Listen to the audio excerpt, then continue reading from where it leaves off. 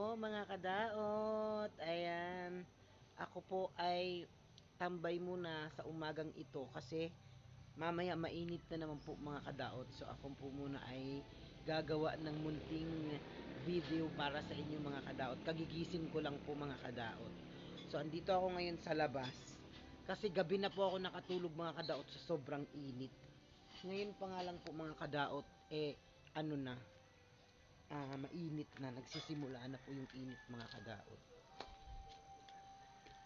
May papakita lang po ako sa inyo mga kadaot.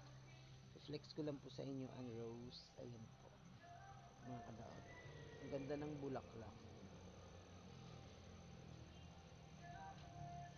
Ayan, di ba? Tingnan niyo po mga kadaot, to napakainit na kaagad. Ayan oh.